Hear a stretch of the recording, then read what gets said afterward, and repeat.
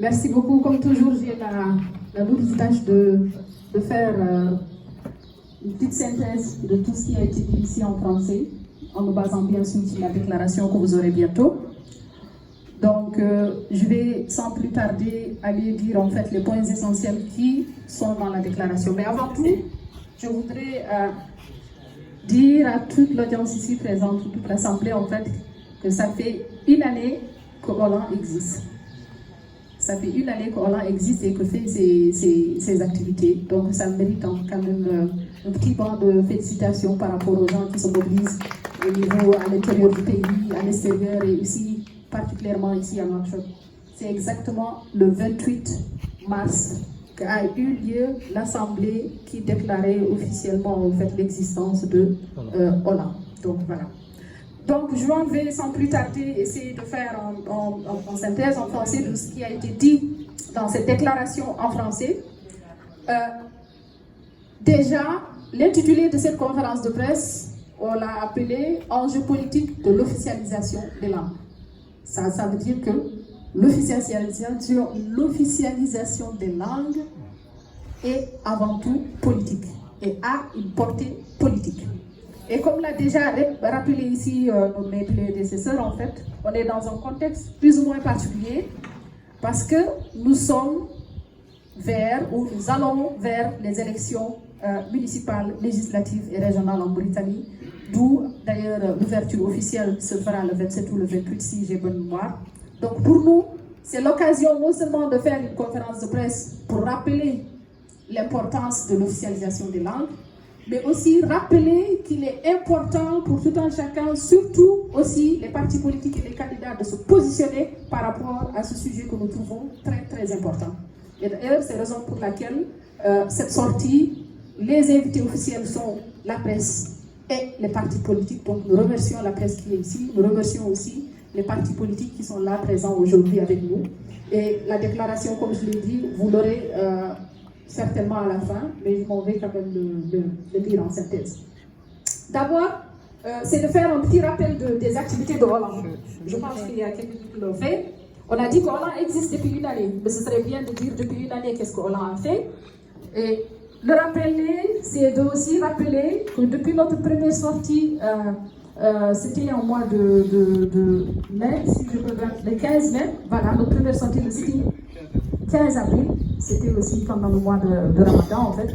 Depuis lors, Hollande n'a pas arrêté de tenir ses activités et nos activités principales, ce sont des sittings, des sorties. Hollande a tenu des sittings au niveau de Nouakchott, Hollande a tenu au niveau de Nouadhibou, au niveau de Bababé, au niveau de beaucoup de villages à l'intérieur et aussi à l'extérieur du pays, en France, en Canada et un peu en Belgique. Donc Hollande a tenu toutes ces activités-là en fait pour dire que nous sommes contre le projet de loi sur la réforme du système éducatif dans sa forme présentée.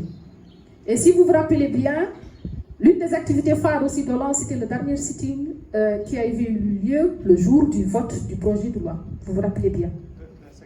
25 juillet exactement. Et ce jour-là, d'ailleurs, il y a eu même des membres de Hollande qui sont rentrés au niveau de l'Assemblée pour dire que non, nous ne sommes pas pour le piétinement de nos langues nationales, nous ne sommes pas pour l'arabe qui doit être érigé en suprématie par rapport aux autres langues nationales. Ça, ce sont des activités de Hollande. Mais Hollande n'a pas fait que des sittings. Hollande a fait aussi de la production intellectuelle. Quand je dis production, ça veut dire réflexion intellectuelle. Hollande a produit ce qu'on appelle un mémorandum. Ce mémorandum-là, si vous le lisez, vous allez voir tout ce que Hollande propose par rapport au système éducatif, tout ce que Hollande fustige par rapport à cette loi d'orientation et tout ce que Hollande propose naturellement. Hollande a aussi fait des déclarations. Hollande a fait aussi des amendements par rapport au projet de loi. Donc pour vous dire que Hollande, ce n'est pas que des sorties uniquement sur le terrain, mais c'est aussi de la production, c'est aussi de la proposition, c'est aussi des solutions que nous proposons par rapport à ce qui se passe. Encore, donc, cette déclaration aujourd'hui vient rappeler que non seulement Hollande existe, mais malgré le fait que le projet de loi a été déjà voté, Hollande va continuer et réaffirme son engagement pour l'officialisation des langues nationales. Ça, il faut que tout le monde le sache. Donc, Hollande ne compte pas s'arrêter. ni s'arrêter là, malgré que la loi a été votée. Hollande va continuer parce que son objectif ultime reste et demeure toujours l'officialisation des langues nationales qui sont le soninké, le wolof et le polar. Donc, Hollande réaffirme son engagement. L'autre chose aussi dans cette déclaration que vous allez découvrir, c'est aussi l'importance que nous donnons aux formations politiques par rapport à cette question-là. Quand on dit cela, c'est-à-dire qu'on les invite à se positionner par rapport à ça. On sait que les gens vont les législatives. Et on sait combien c'est important d'ailleurs d'élire des députés. La preuve en est que ceux qui ont voté le projet de loi, ce sont nos députés. Donc il est important de rappeler à ces députés qui sont issus de formations politiques différentes, en fait, qu'ils ont plus ou moins l'obligation morale de se proposer ou en tout cas de se positionner par rapport à l'officialisation des langues nationales. Nous les invitons.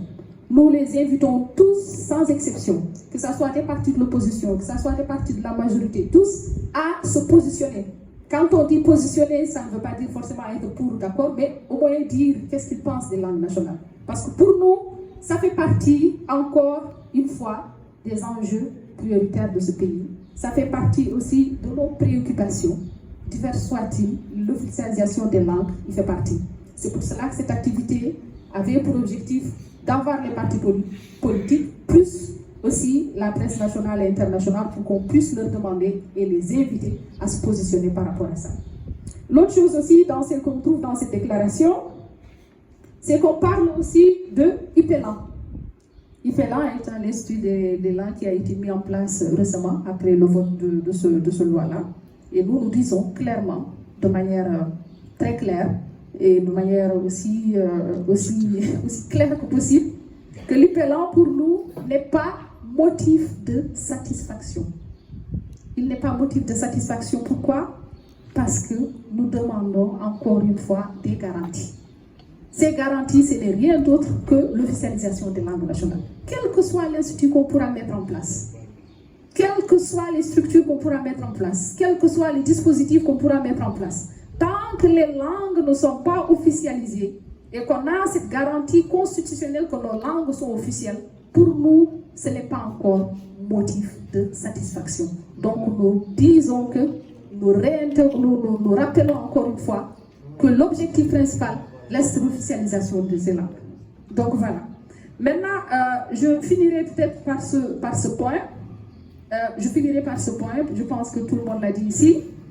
C'est le fait que Hollande ouvre ses plateformes. Ces plateformes à toutes les formations politiques, à tous les candidats qui, pour nous, ont quelque chose à dire par rapport aux langues nationales. Nous les souhaitons les bienvenus. Vous allez voir d'ici quelques jours, il y aura des sorties officielles où il y aura des débats avec des candidats ou avec des formations politiques sur l'officialisation des langues. Donc, Hollande est ouvert.